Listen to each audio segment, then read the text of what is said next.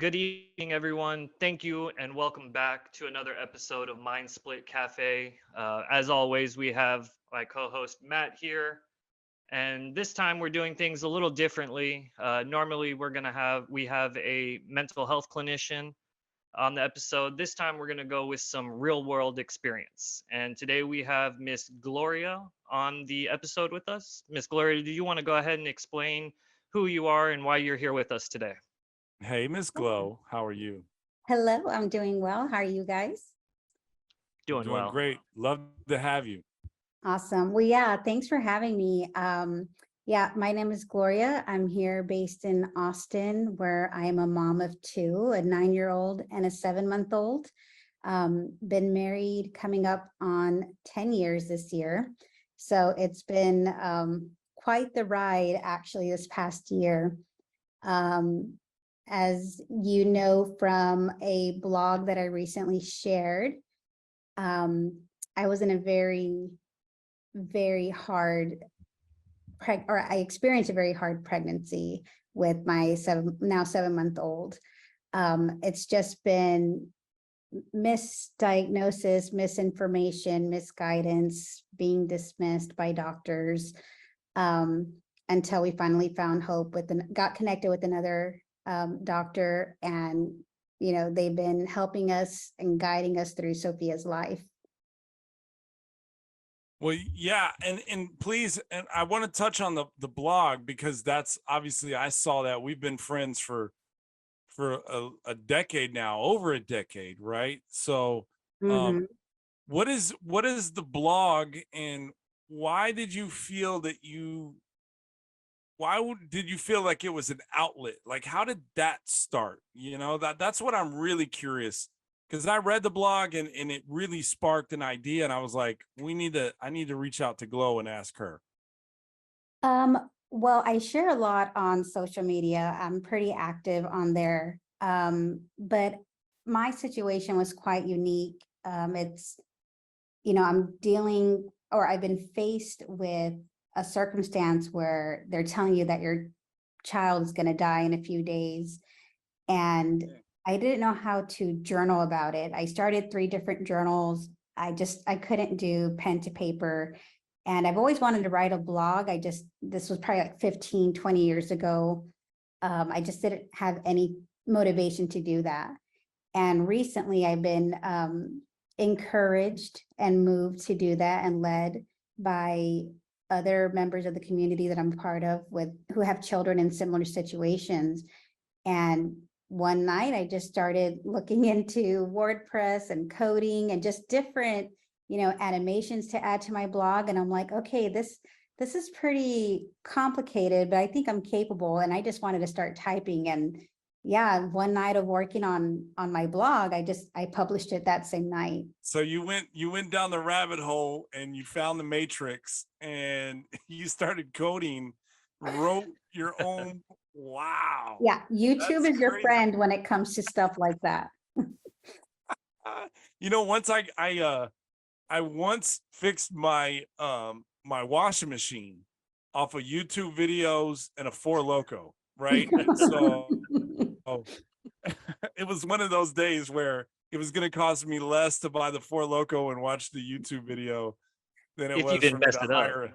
Yeah, but I started fixing it before I finished the Four Loco. Otherwise, that'd have been another story. But yeah, so YouTube is definitely your friend. So It you is. start the rabbit hole. You figure out coding WordPress to a minimalistic type to get your blog out. How did you feel what was that feeling when you hit publish? How did you feel talking about the topics that you shared in your blog? And what's the name of your blog, by the way? It's Sunday Run Day. Sunday Run Day by Ms. Gloria Reneau. So, And okay. we're going to there you put that go. on our website for our listeners course. to take a look at and indulge in. Of Awesome. course. So you And started Sunday Run Day, right? Mm-hmm. And then talk about that feeling. So my husband was next to me the entire time, thinking I was doing work, other work stuff, and I wasn't. And everything just started coming together. And it's information that I've shared in the past on Instagram with certain posts or stories or highlights. But someone who visits my page wouldn't know the entire story. They would have to go through every single, past 7 months of posts and stories and highlights. So in this blog, it was basically an introduction to someone who was new to my page and, meeting me for the first time virtually. And they would be able to get a glimpse of what I'm experiencing and everything I'm about to share on this journey.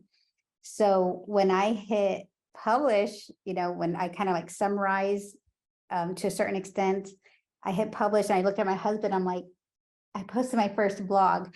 But here's the funny thing. I showed him and I sent it to my sister with hopes that they would give me feedback, and cool.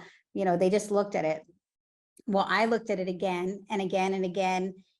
And because I was new to coding and new to this website, there was information about other bloggers and everything just embedded and coded in my page. It was like a disaster. So I like unpublished. And I mean, I had already shared that, I think that's why the next day I put, let's try this again. Yeah, that's the one I saw. I was like, Yeah. what did I miss? Because when I saw that, I went to your page and I was looking for, the one previous, right? Well, maybe what you were referring to, and it was gone. So now you know the whole story. So the audience, they just know that you have a blog, Sunday Run Day.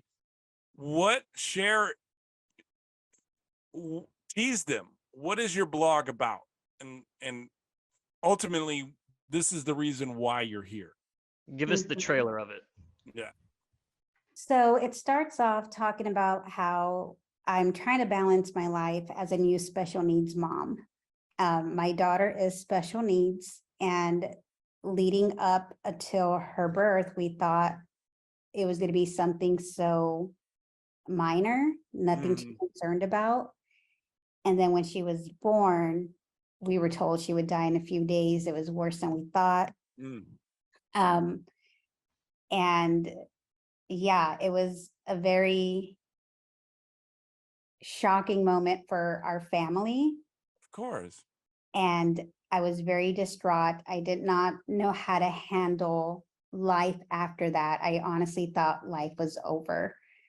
Not saying that a child with special needs causes you to feel that way. It's just a new introduction to a traumatic event was about to occur. And I had no resources, no information. I was not prepared. And, my doctor said, here's some Zoloft. You don't have to take it, but it's a tool just in case, because we were expecting the worst, Yeah. So yeah, I talk about balancing that and just how my outlet for me is now blogging too, but it's definitely running, just getting out there, listening to music, that's my time alone. I don't run in groups. I may run with a friend every now and then, but typically it's me on my own, and it really clears my mind. Yeah. And I've known you for, like I said, over a decade, and I've always known you to be a runner, right? And when I was in that running space, you and I had run together a couple times, right? Now I had to slow down because my legs are twice as long as yours, right? My pace is a little, but I'm just Every 5 steps of yours is one of hers. she knows, that's why she's laughing. We So talked about it before.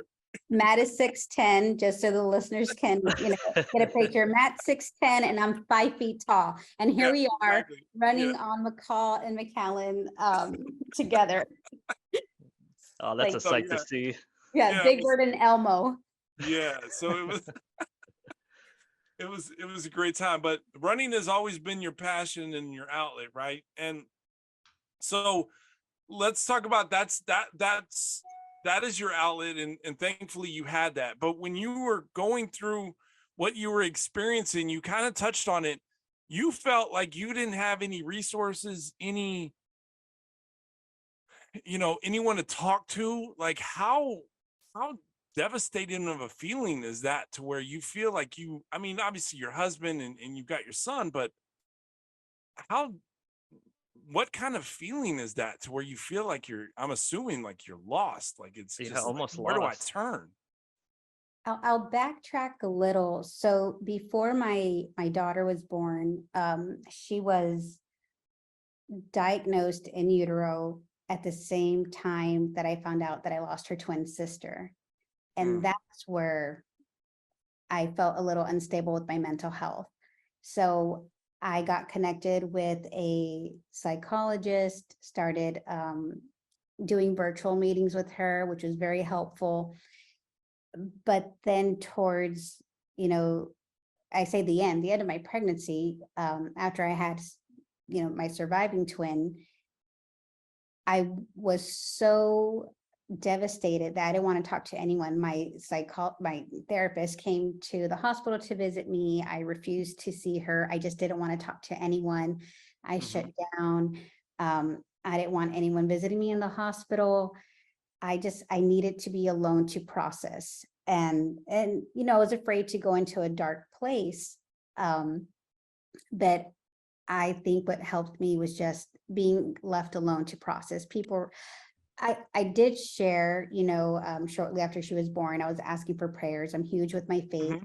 But I wanted people to know, and immediately, I think that was a mistake because people started reaching out and the text, and I just felt overwhelmed. And I did that to myself, just not allowing my own time to grieve. Yeah. So it was difficult. I don't think I handled it well myself just because I didn't know how to.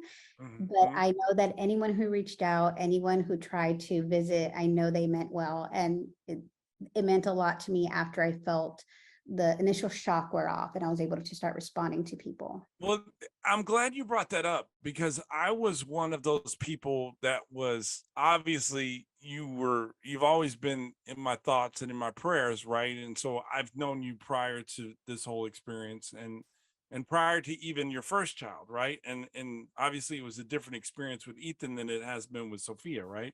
But I was that friend that knew that you needed space, but was kind of like, I also want to let you know that I'm there for you, in support, right? And so I'm sure a lot of your friends felt the same way, how like we were, me as a friend, I was torn, and how did were you in the space to really consider that, or were you just like you were just consumed with the grief that you were going through and I'm just trying to paint a picture of what you were feeling. Yeah, definitely shock and grief. And at the same time, because the news that was delivered was your baby was born without a brain. She's just a body we're keeping alive with machines. There's nothing we can do. That was, enough for us to just sit in silence, sob, cry, grieve, and then how to explain it to my son who finally came to see me in the hospital. It was Christmas Day that she was born. Then 2 days later was mine and my husband's anniversary. Just a lot of sadness was overcoming us. And I felt I needed to speak to someone who I could relate to. And I knew of a friend who was in a similar situation. And I wanted to know what it was like to be faced to make certain decisions, because that's what we were faced with in the hospital. Because they even told me that if I continued feeding my daughter, it was a form of intervention. And I was like, there's no way I'm going to starve her. Like, I'm going to continue feeding her. I don't care if it's just a body. I mean, it's a life. She's a life. She's here. Absolutely. So I reached out to a friend just to ask him and his wife's situation, what their experience was. How did they, come to a decision with their daughter who passed away shortly after birth? And that was helpful, not me trying to figure it out on my own. But it did take me connecting with someone in the same situation. Mm-hmm. Wow. I don't have the words to express to you how much I admire you for your courage and for, what you are and what you're going through. Like, I can't, and I've told you how I feel about you many, many times as a friend, right? And just hearing this for the first time, having this conversation with you and listening to just the anguish that you felt or must have felt. I just can't, like, I can't say enough. Like, you are one of the strongest people, not just a woman, but just one of the strongest persons I know, So how is Miss Sophia Kate doing now? Like, this is 7 months later. So kind of give us an update of how's she doing. I mean, I see you on Instagram, I see her too, but tell the audience how she's doing, This is such a perfect day to meet with you all, because today her hospice nurse came by with paperwork to sign off that there is no end of life and she's graduating hospice. Awesome. That So- That is is awesome. amazing. That is so Yes. good to hear. Yes. Miss So Sophia she Kate. graduated hospice. They removed morphine from the house. We never had to administer morphine, but they removed that from the home. And yeah, so we talk about mental health and just how we have to balance life and take care of ourselves. I feel like I have been, 150 miles per hour, because I think Sophia has had approximately like 30, 40 appointments.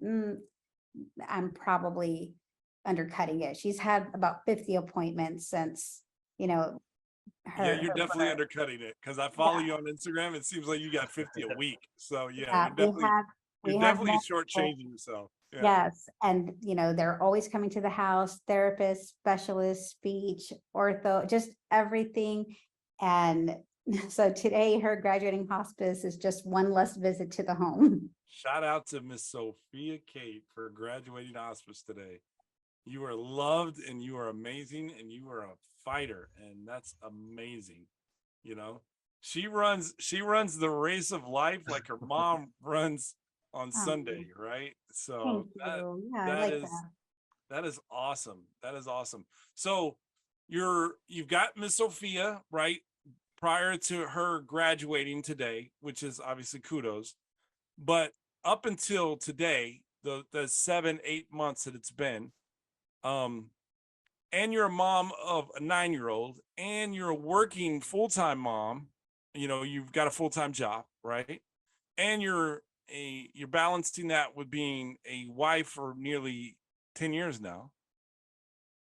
What That's got to come with some anxiety, some stress, like that All of the above. all of the above. Like, how, besides running, like, are there other outlets that you have that and obviously, now you're a hacker. I like that. Yeah. So what do you do to try and like eliminate some of that anxiety on a Tuesday when it just kind of hits? Because I get overwhelmed sometimes, right? So what do you do when you can't go for a run? Is there somebody you call? Like, how do you balance that? That's a good question. I feel I've been in survival mode, so it's really hard for me to sit down and ponder when I'm not able to, get out and do something for myself. Typically it is running, a quick workout, maybe I was gonna say dinner with a friend, but I don't know if I've had dinner with a friend in 7 months. Um, Your friends miss you, Glow. Your friends miss you. So yeah. I miss them. I miss them. I love my friends. I have really good friends. My sister's my best friend.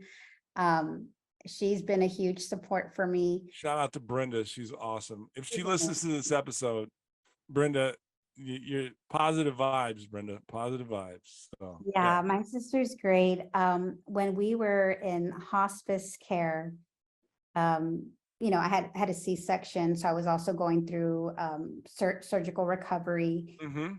at a hospice facility. And, my husband was going home every day to shower and, wash our clothes and come back to hospice. Because again, we were released there because we thought Sophia was going to pass away. Yeah. And, my sister's like, hey, Gloria, how about you come home for one day? I was like, okay. And I'm really glad she took me out of the environment that I was in, even though I was away from Sophia for an hour and a half. I let out the biggest cry that I didn't know I had in me. Mm-hmm. Because I don't like crying in front of people, in front of my husband, my mom, strangers. That's just not me. I'm able to, contain it. But my sister, I actually revealed this to her that night after I, expressed everything. I was like, I've never cried like that in front of anyone other than God. Wow. And I was like, you're not God, Brenda, but like, that's how much. I know Brenda. Brenda was like, thank you, girl.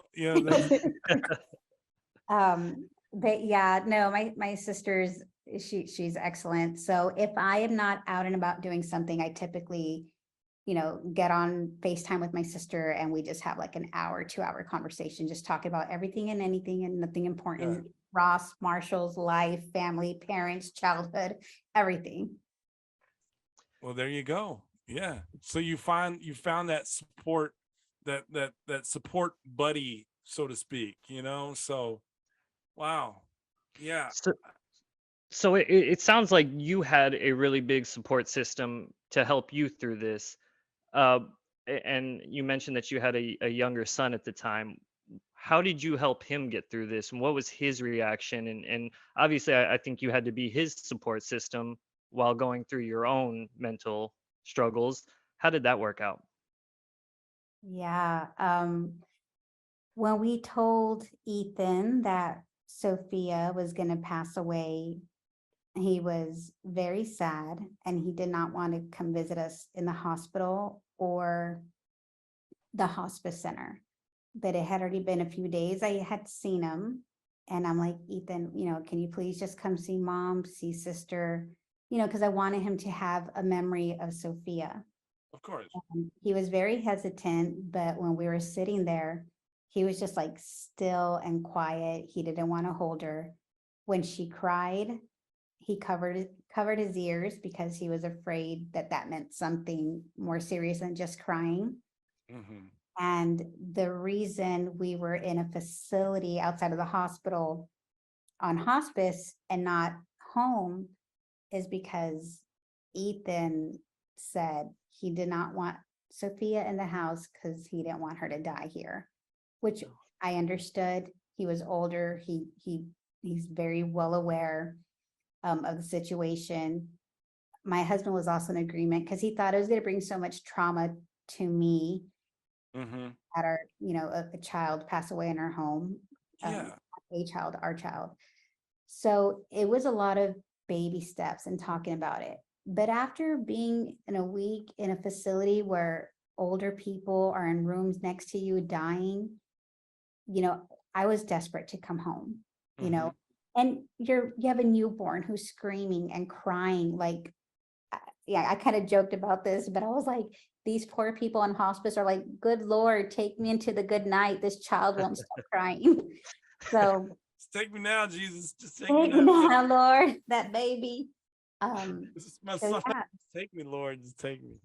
yeah, we came home. We isolated ourselves in a room upstairs in her nursery. Ethan slept at my in-laws for a few days, and then school was back in session. And we're like, okay, honey, you need to come home. Like this living arrangement is not working. Yeah. So he came home, and we were just again isolated in a room where Ethan didn't have to worry. And weeks started going by, and then months, and like Ethan right now is taking care of her while I'm doing this podcast. And Well, we won't keep you much longer, oh, but like, yeah. he's amazing. Yeah, he's an amazing big brother. He is. He is. He has grown so much from this. We all have. Yeah, I can imagine. I mean, just the going through it itself is big in its own, and then having to balance a work life and a family life as well as going to appointments. I mean, I couldn't even imagine. Yeah. Now, you said that you went and saw a psychiatrist, or sorry, a psychologist, and I'm assuming that was some sort of talk therapy. Did that help you out any? Did that help at least bring some things to light and allow you to move forward and progress in life? No. And I Okay. say no because my sessions sounded just like my sessions I had with my sister. And I think they would have eventually progressed had I continued, but I did not continue.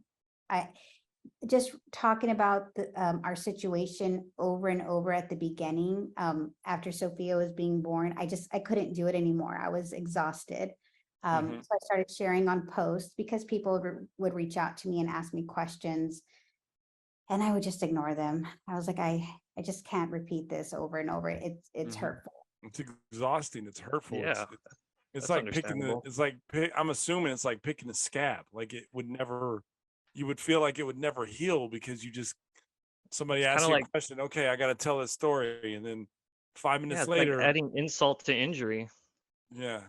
Then Yeah. Matt texts you like, "Hey, how you doing?" It's like, "Oh my god, like you know what I'm No, doing." everyone meant well. It's just how I process things.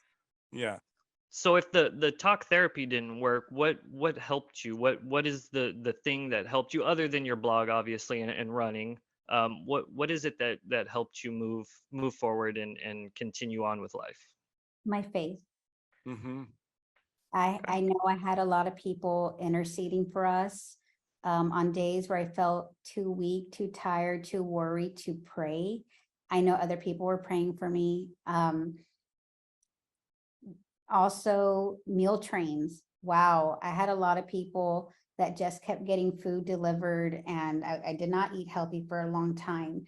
But you knew that you had a support system outside of your home, and that brought me so much comfort because I didn't have to worry about cooking. I didn't have to worry about making food for Ethan. There was leftovers for days, and I'm like, here, Ethan, here's your leftover Chick-fil-A. But it helped, like it really helped. My mom, who lives in the valley, in McAllen, Texas, she was, she came to visit multiple times, helping me out, Yeah. helping me around the house. So even though I didn't have talk therapy or any type of therapy for that matter, and I didn't start the Zoloft until I think Sophia was maybe 1 month, knowing that I had a really good support system of a team outside the house or coming into the home to help out. I mean, my Yeah. boss sent someone to come clean our home one day, like just that You that had that. You had that like the familia, like the family type. La That Raza. my yeah. That boss, yeah. And that I'm sorry, I don't want to sound so ungrateful when I'm like, people are reaching out to me and asking me if I'm okay. Not at all. It's no, just of course not. me No, that's understandable. at that moment. I was just in several moments, I was just very overwhelmed. Well, you look like you were the queen of this podcast. I was kind of ribbing you when we got on. Like you brought your tiara, like you are the princess of the podcast. And I think your aura, and I've told you this many, many times over the years, your aura and your presence is one of the things that makes you stand out, even though you're only 5 feet tall. And and I think you were just one of the most amazing people that I've ever met in my life, even prior to the whole Sophia pregnancy, like and what you endured. Like you are one of the strongest people I know, and if anybody could have gotten through or can get through a situation, it's you, Glow. So I just want to give you your flowers, or not even your flowers, your orchids. Let me give you your orchids and just tell you how amazing we all think you are. And your blog, Sunday Run Day, can be found where exactly? Kind of guide the audience where we can find the blog. So it's easiest if you go through Instagram, which is Okay. Miss Sunday Run Day, which is divided by underscores. And you just click the link in the bio area and you can find it there. It's Miss like MS underscores. Okay. Or Mrs. MRS. Mrs. Okay, Mrs. underscore Sunday underscore run day. And the link is in the bio, and check Matt, out. can we put it right here on the bottom of the screen for the We're gonna viewers? put it right here on the bottom, right here. Perfect. We're gonna put it on the Yeah. right. Yeah, exactly. So we'll put it right there on the right here. We're gonna sprinkle it right here. I'm not sure where it's going to be, but somewhere in here. We're just gonna sprinkle Sunday Run Day blog right here. So And we'll Oh, also throw it on our website too as part of the course. resources page. Of So they'll course. be able to access it that way as well. Yeah. yeah, I think it's a way to reach out to other moms or other parents who are in a similar situation, where they just found out that the child that they're gonna have is gonna be born with special needs. So I think it's Mhm. to connect with other families that are going through the same situation. Now, No. I know you said you had your support group with your friends and your family, but you just saying that kind of brought something up. With ex addicts, they have like NA and AA. Was there a support group outside of the family that you could go to that you found worked, or did you find any? I did join a Bible study group with parents or other moms who experienced infant loss, miscarriages, and stillborn. Mhm. I was part of that group. I'm also in some Facebook group called Rays of Sunshine, which is kids with hydroanencephaly, which is what one of the diagnoses that Sophia has. And I'm in a club foot cutie group because Of course Sophia you also are. has Yeah. club feet. Well, there you go. We'll make sure we'll get all the links from those on the Facebook group and everything that you just mentioned, and we'll put those in the descriptions on the Spotify description and the YouTube, so people can go directly to those links and join those groups if that's something that they feel that they're looking for an outlet or a support group as well. So, and your Instagram page is now public, right? So if someone goes, they can find you and they can follow your journey and your footsteps. No pun intended, because you're a runner.